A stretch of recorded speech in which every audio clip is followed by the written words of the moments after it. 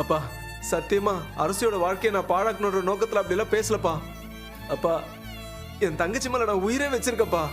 அரசி அவனை கல்யாணம் பண்ணா கண்டிப்பா நல்லா இருக்க மாட்டான்னு எனக்கு தெரியும்பா. தெரிஞ்சே எப்படிப்பா என் தங்கச்சிக்கு நான் அப்படி ஒரு துரோகம் பண்ணுவேன்? எப்படி பண்ணுவேன்?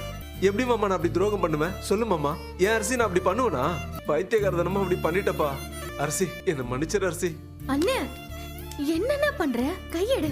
சாரி அரசி, தெரியாம நான் அவங்கிட்ட அப்படி பேசிட்டேன். டிவி பாக்குறதுக்கு எவ்வளவு பெருசா இருக்குன்னு பாத்தீங்களா? க்ளோஸ் பண்ணிட்டு வா, யார் பாக்குறான்னு பாக்கலாம் வா. பாத்தியா எங்கால பெரிய இவர் மாதிரி வேணான்னு சொல்லிட்டு ஆளா உட்காந்து டிவியை எப்படி பாத்துட்டு இருக்காரு பாரு. இருங்க பேசிட்டு வரேன். டேய் மாமா சொல்லுப்பா.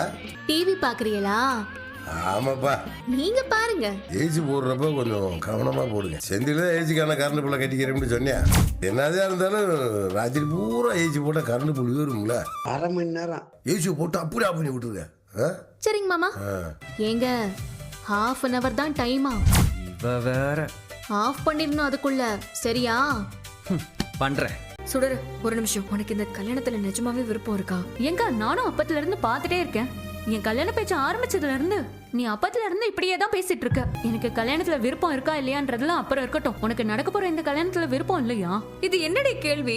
ஆமா எனக்கு விருப்பம் இல்ல, சுத்தமா விருப்பம் இல்ல. ஏன் உனக்கு பொறாமையா இருக்கு? இப்ப உன் லைஃப்ல என்ன நடக்க போகுதுன்னே எனக்கு தெரியல. இந்த மாதிரி டைம்ல இப்ப நான் கல்யாணம் பண்ணிக்க போறது உனக்கு பொறாமையா இருக்காக்கா? எனக்கு இந்த கல்யாணத்துல விருப்பம் இருக்குக்கா. மேற்கொண்டு இத பத்தி பேச வேண்டாம். சாரி அரசி, என்ன மன்னிச்சிரு. எதுக்குன்னு இப்ப சாரி எல்லாம் கேட்டுட்டு இருக்க? நான் குமரவேல் கிட்ட பேசினது அவன் என்னென்ன உனக்கு துரோகம் பண்ணான்றதை நீ மறந்தாலும் நான் மறக்க மாட்டேன் அரசி. அவனால தானே உனக்கு நடக்கிற இந்த கல்யாணமும் நின்னு போச்சு. அவன் வீட்டுல போய் நீ கொஞ்ச நாள் உட்காந்து அம்பிட்டு கஷ்டப்பட்ட. இதெல்லாம் எதையுமே நான் மறக்க மாட்டேன் அரசி. அவன் மேல எனக்கு அவ்வளவு கோபம் இருக்கு. அவனுக்கும் உனக்கும் கல்யாணம் நடக்கணும்னு நான் கனவுல கூட நினைச்சு பார்த்ததே இல்ல அரசி. குமார் கிட்ட அரசியை உனக்கு நான் கட்டி வைக்கிறேன்னு சொல்லியிருக்கவே கூடாது. ஏதோ ஒரு பேச்சோட பேச்சா யோசிக்காம அவங்கிட்ட சொல்லிட்டேன் அரசி. உங்ககிட்ட இப்ப நான் என்ன காரணம் வேணா சொல்லலாம். ஆனா குமார் கிட்ட நான் அப்படி ஒரு வார்த்தை சொல்லியிருக்க கூடாதுல்ல. என்ன மன்னிச்சிட்டு அரசி. ஒண்ணு நீ ராஜி கதிர் 3 பேரும் போயிட்டு வந்துருங்க. என்னண்ணே ரெஸ்டா? இல்லடா, கல்யாண பத்திரிக்கை கொடுத்துட்டு போனாங்கல்ல, குமாரோட கல்யாண பத்திரிக்கை கொடுத்துட்டு போனாங்கல்ல, கல்யாணத்துக்கு யார் யாரெல்லாம் போறீங்கன்னு இன்னைக்கு வீட்டுல பேச்சு வந்துச்சு. அவங்க பத்திரிக்கை கொண்டு வந்து கொடுக்கும் போதே கல்யாணத்துக்கு யாரும் போக கூடாது சொன்னல. அதுக்கப்புறம் கல்யாணத்துக்கு யாரெல்லாம் போலாம் நீங்களா பேசிட்டு இருக்கீங்களா? குமாருக்கும் மயிலோட தங்கச்சிக்கோ கல்யாணம் நடக்க கூடாது தடுக்கணும் அப்படின்னு நான் பேசிக்கிட்டு இருக்கேன். அதை தடுக்க துப்பு இல்ல. இப்ப வெக்கமே இல்லாம கல்யாணத்துக்கு போய் சாப்பிட்டுட்டு வரணும்னு சொல்றீங்க.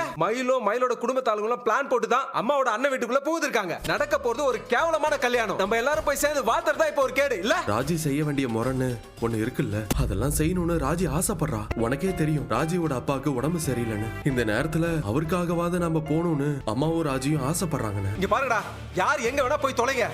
அதெல்லாம் வந்து என்கிட்ட கேட்டுட்டு இருக்காத. டேய் மாப்ள எங்கப்பா போய்கிட்டு இருக்க? உன்னை பார்க்கலாம் தான் மாமா உன் கடைக்கு வந்துகிட்டு இருக்கேன். உங்ககிட்ட கொஞ்சம் பேசணும். இருப்பா. இப்ப பாத்து யார் போன்? சின்னண்ணன் தான் போன் பண்ணுது. ஒரு நிமிஷம் இரு. அண்ணே சொல்லுண்ணே. சரி சரிண்ணே நான் போறேன். உடனே போறேண்ணே.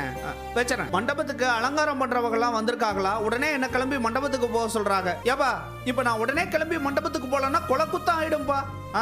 சரி நான் போயிட்டு வந்துடுறேன் சரவணா. வேலை முடிச்சோடனே நான் உனக்கு போன் பண்றேன். வரேன்.